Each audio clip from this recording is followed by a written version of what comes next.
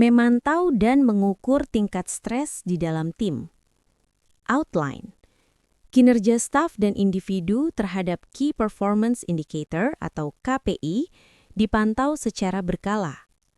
Variasi dan kesulitan yang berdampak pada persyaratan kerja diidentifikasi sedini mungkin. Situasi tingkat stres pada anggota tim dipantau secara berkala. Tanda-tanda perilaku stres dalam anggota tim ditanggapi dengan positif. Rencana dan hasil diskusi atas rencana tindakan didiskusikan dengan anggota tim yang relevan. Tujuan: peserta dapat memantau kinerja staf dan individu terhadap Key Performance Indicator atau KPI secara berkala. Peserta dapat mengidentifikasi variasi dan kesulitan yang berdampak pada persyaratan kerja. Peserta dapat memantau situasi tingkat stres pada anggota tim. Peserta dapat menanggapi tanda-tanda perilaku stres dalam anggota tim. Peserta dapat mendiskusikan rencana dan hasil diskusi atas rencana tindakan. 1. Prinsip dasar pemantauan stres tim. Pemantauan stres bukan untuk menilai pribadi, tetapi untuk mendeteksi resiko lebih awal, menyesuaikan beban kerja, mencegah burnout, menjaga kinerja berkelanjutan. Yang diukur adalah kondisi kerja, bukan kelemahan orang. 2. Cara praktis memantau tingkat stres. A. Self-assessment singkat, paling efektif. Metode: skala sederhana 1-5, diisi rutin, mingguan, atau bulanan. Contoh indikator: tekanan target, beban kerja, energi kerja, keseimbangan kerja hidup. Output: tren stres individu dan tim. Deteksi dini lonjakan stres. B. Check-in rutin tim. Metode: pertanyaan terbuka di weekly meeting, fokus kondisi kerja, bukan performa. Contoh pertanyaan: apa yang paling menguras energi minggu ini? Bagian mana yang butuh dukungan? C. Indikator perilaku dan operasional. Data yang diamati: peningkatan lembur, keterlambatan deadline, absensi atau sakit, konflik meningkat, penurunan fokus. Data ini tidak berdiri sendiri, tapi dikombinasikan dengan self-assessment. D. Monitoring beban kerja dan waktu.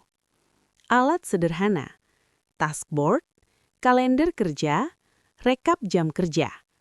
Tujuan: melihat overload sistemik, menghindari stres kronis. 3. Cara mengukur, bukan sekadar mengamati. A. Skala stres tim. Contoh: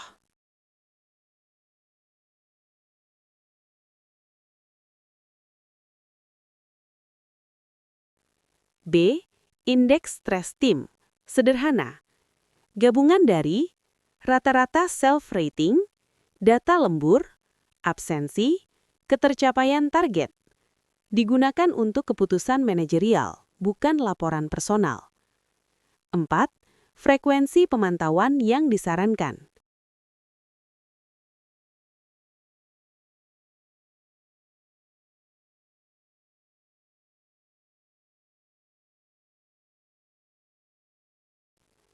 Lima. Tindak lanjut wajib, paling penting. Pemantauan tidak ada artinya tanpa tindakan. Contoh tindak lanjut: redistribusi tugas, penyesuaian target, coaching, waktu pemulihan, eskalasi ke HR atau dukungan eksternal. 6. Peran pimpinan.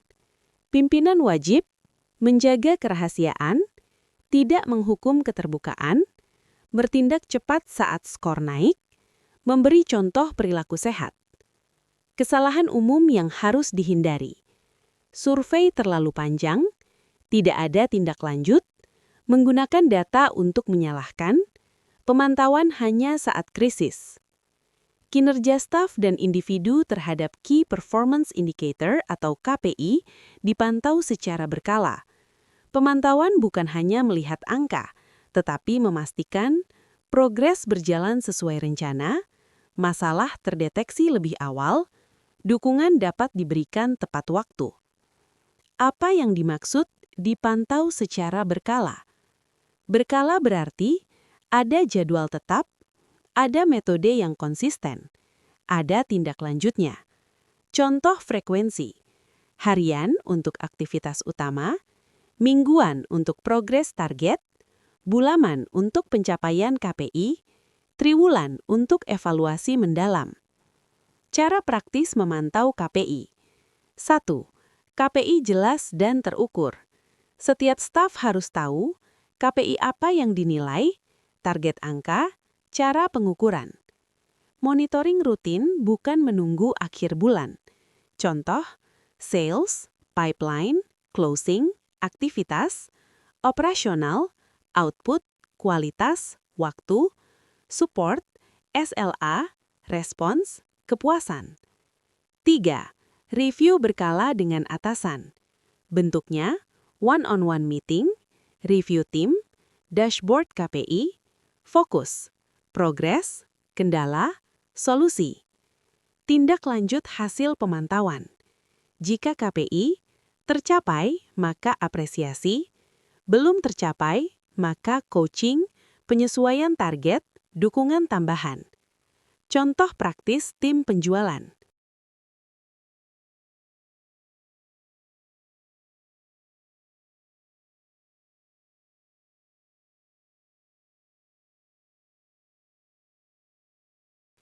Kesalahan umum, KPI hanya dilihat saat appraisal, angka dipakai untuk menyalahkan, tidak ada umpan balik. Target tidak realistis. Variasi dan kesulitan yang berdampak pada persyaratan kerja diidentifikasi sedini mungkin. 1. Variasi. Perubahan dari kondisi normal, misalnya perubahan target, perubahan permintaan pelanggan, perubahan jadwal, perubahan proses atau sistem, perubahan sumber daya, orang, alat, waktu. 2. Kesulitan. Hambatan yang membuat pekerjaan menjadi lebih berat, seperti beban kerja meningkat, keterbatasan waktu, kurangnya kompetensi, masalah koordinasi, tekanan eksternal, deadline, audit, komplain. 3. Berdampak pada persyaratan kerja. Dampaknya bisa ke target KPI, kualitas hasil kerja, keselamatan dan kesehatan kerja, kepatuhan prosedur, tingkat stres dan kelelahan. 4. Diidentifikasi sedini mungkin. Artinya, dideteksi sebelum gagal, dipantau secara rutin, ada mekanisme pelaporan cepat. Contoh praktis di lapangan. Contoh 1. Tim penjualan. Target naik 30% tanpa tambahan tenaga. Diidentifikasi sebagai resiko beban kerja dan stres. Tindakan, penyesuaian strategi, prioritas akun. Contoh 2. Operasional. Mesin sering downtime.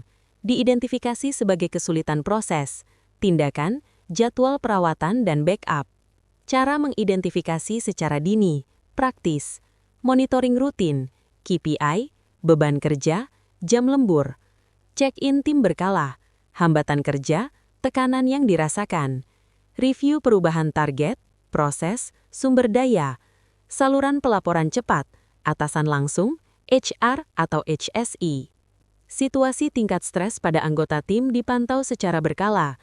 Berkala berarti ada jadwal tetap, ada metode yang konsisten, ada tindak lanjut nyata. Contoh frekuensi, mingguan, kondisi kerja dan beban, bulanan, evaluasi tren stres, triwulan, evaluasi sistem kerja. Cara praktis memantau tingkat stres tim. 1. Self-assessment singkat. Anggota tim menilai kondisi mereka sendiri skala 1-5, misalnya beban kerja, tekanan target, energi dan fokus, keseimbangan kerja hidup, cepat, tidak mengganggu kerja, dan efektif. 2. Check-in rutin oleh atasan. Pertanyaan sederhana, misalnya, bagian kerja mana yang paling menekan minggu ini? Apa yang bisa dibantu? Fokus kondisi kerja, bukan menilai pribadi. 3. Indikator perilaku dan data kerja. Dipantau oleh pimpinan atau HR, lembur meningkat, absensi atau sakit, konflik, penurunan konsentrasi. Tanda-tanda perilaku stres dalam anggota tim ditanggapi dengan positif. Ditanggapi dengan positif bukan berarti membenarkan perilaku negatif, tetapi fokus pada penyebab, mengutamakan dukungan, mengarahkan pada perbaikan. Contoh tanda-tanda perilaku stres, perilaku kerja, mudah marah atau defensif, menarik diri dari diskusi, kesalahan kerja meningkat, penurunan fokus dan motivasi, perilaku sosial, konflik dengan rekan, komunikasi menjadi pasif atau agresif, kehilangan inisiatif. Apa artinya? Ditanggapi dengan positif. Respon negatif, salah. Kamu terlalu baper. Target ya tetap target. Menegur di depan tim, mengabaikan tanda awal. Respon positif, benar. Mendekati secara pribadi, mendengarkan tanpa menghakimi, mengklarifikasi penyebab kerja, menawarkan bantuan konkret. Bentuk tanggapan positif yang tepat. A. Komunikasi empatik. Contoh, saya perhatikan minggu ini kamu terlihat terbebani. Ada yang bisa kita atur ulang? B. Fokus pada solusi kerja, penyesuaian prioritas, redistribusi tugas, dukungan teknis atau administratif. C. Dukungan formal jika perlu, coaching, konseling internal, fleksibilitas waktu sementara.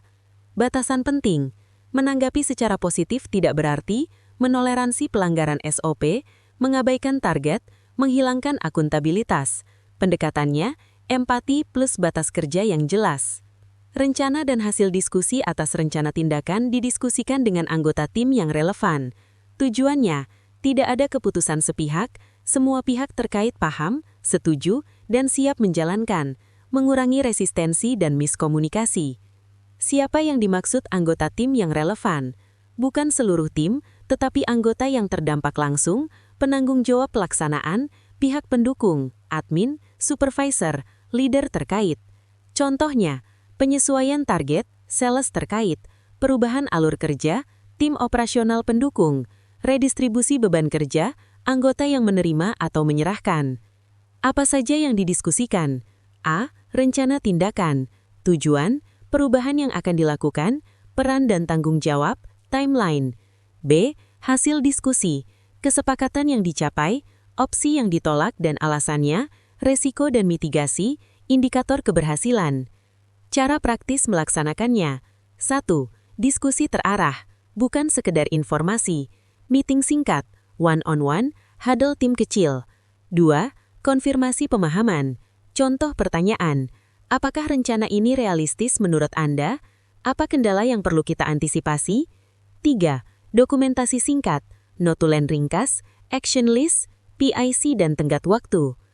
Kesalahan yang sering terjadi, rencana hanya diumumkan, diskusi tanpa kejelasan keputusan, anggota tim tidak tahu perannya, tidak ada tindak lanjut.